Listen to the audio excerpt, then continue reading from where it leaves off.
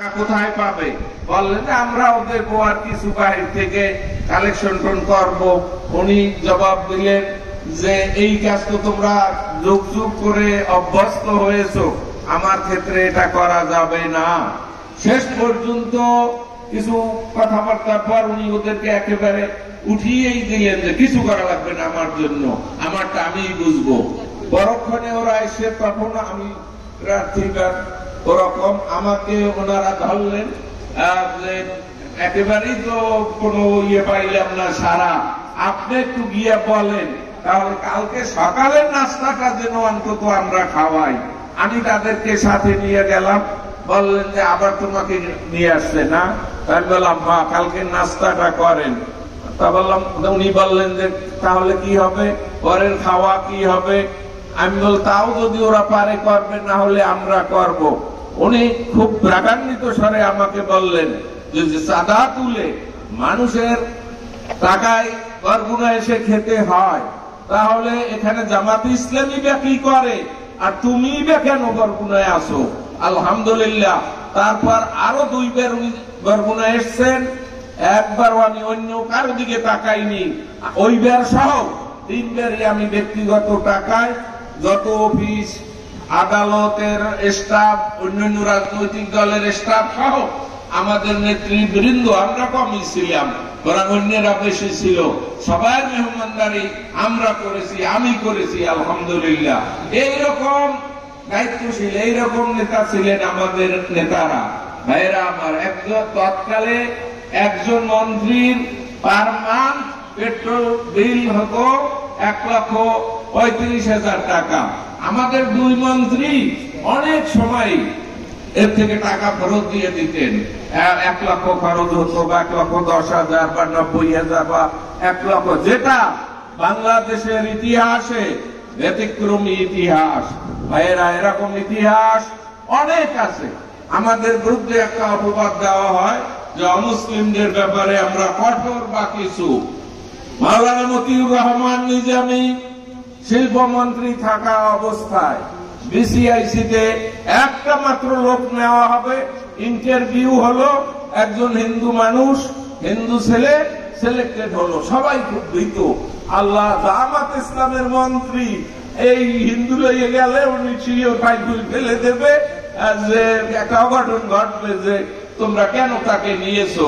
সবাই খুব ভীত সন্ত্রস্ত হয়ে ওই ফাইলটা যারা একটু আবার নিজামী সাহেবের কাছে ছিলেন শিল্প মন্ত্রণালয়ে, তাদেরকে পাঠালেন স্যারের কাছে। তখন উনি বললেন যে এটা দিয়ে তোমরা কেন এসছো আমার কাছে? তোমরা জানো না আমি কি মানুষ, আমরা কি মানুষ, জামাত ইসলামী কি ধরনের সংগঠন? বললেন স্যার ওরা খুব ভয় পেয়ে গেছে, যেটা কি করবে। বললেন যে কিছু করার নাই, যে ব্যক্তি ইন্টারভিউতে সিলেক্ট হয়েছে সে হিন্দু হোক, মুসলিম হোক, বৌদ্ধ হোক, জেলে হোক, তাঁতি হোক, গরিব হোক, সে বাংলাদেশের নাগরিক, অবশ্যই তাকে দিতে হবে। এবং তা দেওয়া হয়েছিল আলহামদুলিল্লাহ। আমাদের লোকজন এরকম রেকর্ড অনেক আছে। যাই হোক, শুরুতেই কিছু কথা বললাম। তো ইসলামী হুকুমত হলে আসলে শুধু নেতাদের লাভ না, আমাদের লোকেরা সাধারণভাবে একটা আছে, আওয়ামী লীগও যেমন, বিএনপিও যেমন, জামাত ইসলামও তেমন, অন্যরাও একই। আসলে সেটা না, পার্থক্যটা আমরা আসলে খুব বুঝাতে পারিনি এদেশের মানুষকে, ব্যর্থতা আমাদেরই। যদি মানুষকে বুঝাতে পারতাম বা মানুষ বুঝতো, তাহলে অনেক আগেই এটার ফয়সালা হয়ে যেত। মানুষ বুঝতো যে জামাত ইসলামী কি ধরনের ব্যতিক্রমী সংগঠন। জামাত ইসলামীর লোকেরা নিজেদের পকেটের টাকা দিয়ে রাজনীতি করে, অন্যরা খাওয়ার জন্য খাই করে। এ পার্থক্যটা আপনারা দেখেন। ভাইয়েরা আমার, সর্বক্ষেত্রে আমাদেরকে যখন ইসলামী ব্যাংক, ইবনে সিনা, যত ইভেন ব্যক্তিগত, আমার ছোট একটা বাড়ি ছিল দীর্ঘ 20 বছর যাবৎ শিবিরের কাছে ভাড়া, ফার্মগেটে, সে বাড়ি উসিলায় আমাকে মামলা মকদ্দমা, মেইন কারণ ওটাই। যাই হোক, কিছু কিছু সময় সে বাড়ির দখলও আমার হাতছাড়া হয়েছে, আলহামদুলিল্লাহ এখন ঠিক আছে। যাই হোক, তো আমরা টাকা মানুষের কাছ থেকে সে কিছু নেই বটে, কিন্তু মূল খরচটা আসে আমাদের পকেট থেকে, আমাদের ভিতরে যার যার সামর্থ্য মতো মাসিক একটা ইয়ানত বলা হয়, দান বলেন বা বাংলাদেশি ভাষায় চাঁদা বলেন, এটা অন্য কোন পার্টিতে এরকম নেই।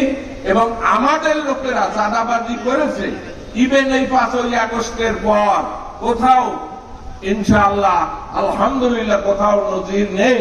আপনারা দেখেছেন এই অঞ্চলে জামাতের লোকেরা কোনো চাঁদা তুলেছে, মাস্তানি করেছে, কারো বাড়ি দখল করেছে? আলহামদুলিল্লাহ একটা সার্ভে হয়েছে, বাংলাদেশ গভর্নমেন্ট করেছে যে এই দেশের হিন্দুদের জমি জমা ধন সম্পদ টাকা পয়সা বা হিন্দুদের প্রতি নির্যাতন কোন দল করেছে। আলহামদুলিল্লাহ সেখানে জামাত ইসলামী, অন্য দলের নাম বলবো না, কারা প্রথম কারা দ্বিতীয় আপনারা বুঝে নেবেন। তো জামাত ইসলামীর নাম আদৌ আসে নাই। আল্লাহর শকর আপনারা এরকম একটা দলের সাথে এখনো যারা শরীক হন নাই সম্পৃক্ত হয়ে যায় একেবারে সিরিয়াসলি, শুধু মুখে মুখে নয়। আপনারা বলছেন ইসলামী আইন চান, জামাত ইসলাম চান, ডাক্তার সুলতানকে চান, ওই রকম ব্যক্তির মতো হবেন না। নামাজ পড়ে না, রোজা রাখে না, হজ ফরজ হজ করে না, এরকম অনেক কিছু, সুদ খায়, তারপরও বললেই বলে আল্লাহু আকবার, বেহেশতে যাইতে চাই সবাই আগে, ঠিক কি না? আপনারা যদি সেরকম হন যে জামাত ইসলাম চাই আর ঘরে গিয়ে ঘুমাই থাকেন, আবার ভোটের কথা না বলেন, ভোটের দিনও দেখা যায় 11টার সময় যাইয়া আমি শেখলে আমাদের কর্মী উঠায়, কয় দুদু ওঠো না, কয় আরো সময় আছে, বিকেলে দিন মনে মোর ভোট। এইরকম যদি হয় এলে জিতে দিতে পারবে?